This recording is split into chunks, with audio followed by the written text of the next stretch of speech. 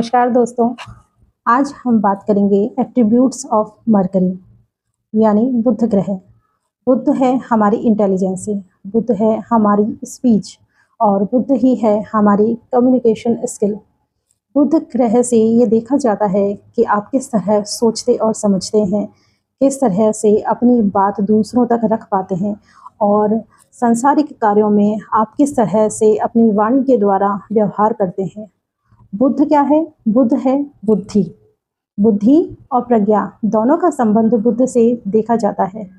अब आप ये पूछेंगे कि बुद्धि और प्रज्ञा में क्या अंतर है, तो आपको बता दें कि बुद्धि क्या है। बुद्धि है व्यक्ति की सामान्य सोचने समझने की क्षमता, जो कि उसको सांसारिक कार्यों में व्यवहार कुशल बनाती है। वहीं प्रज्ञा है एक गहरी समझ, एक इंट्यूशन पावर, जो कि सत्य और वास्तविकता से उसका परिचय करवाती है। कुंडली में बुध की स्थिति व्यक्ति को एक अच्छा वक्ता, अच्छा तर्कशास्त्री, एक इंटेलेक्चुअल लेवल का पर्सन बनाती है। हमारे ज्योतिषाचार्यों ने बुध को बहुत सारे कारक प्रदान किए हैं, जिनमें से यदि बात की जाए तो संस्कृत के महान आचार्य कालिदास जी हुए हैं, जिन्होंने पैदल सेना, दूत का कार्य, संधि का कार्य, कारागृह, एक अच्छा लेखक, इसको परखने के लिए कुंडली में बुध की स्थिति जांचने के लिए कहा है।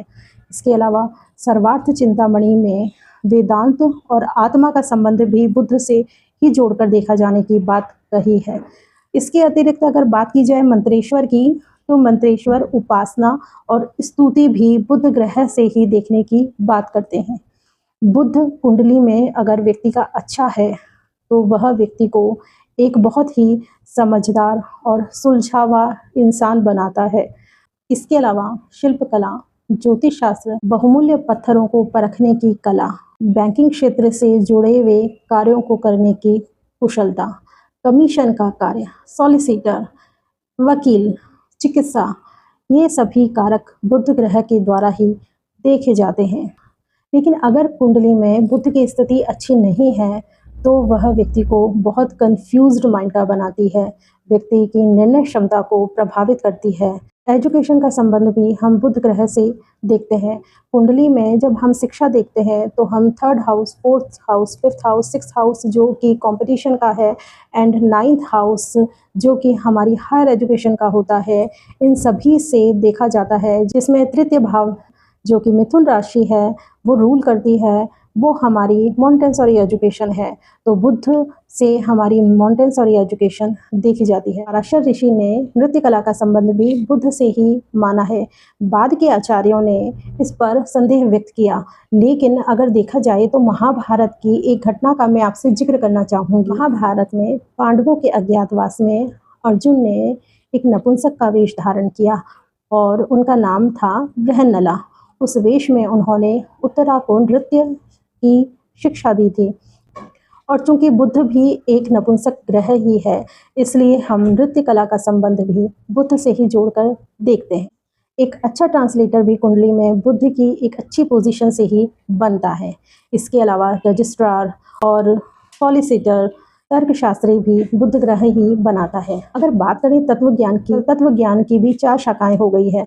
पहली है फिलॉसफी, 2nd मेटाफिजिक्स, 3rd है साइकोलॉजी और 4th है तर्कशास्त्री। आप देखते हैं कि नैसर्गिक काल पुरुष की कुंडली में 6ठा भाव रोग, ऋण, शत्रु और इसी के साथ कोर्ट और मुकदमे का भी माना जाता है। तो कोर्ट और मुकदमेबाजी के लिए व्यक्ति को एक तार्किक बुद्धि की आवश्यकता होती है और ये तार्किक बुद्धि बुध ग्रह ही उसे प्रदान करता है।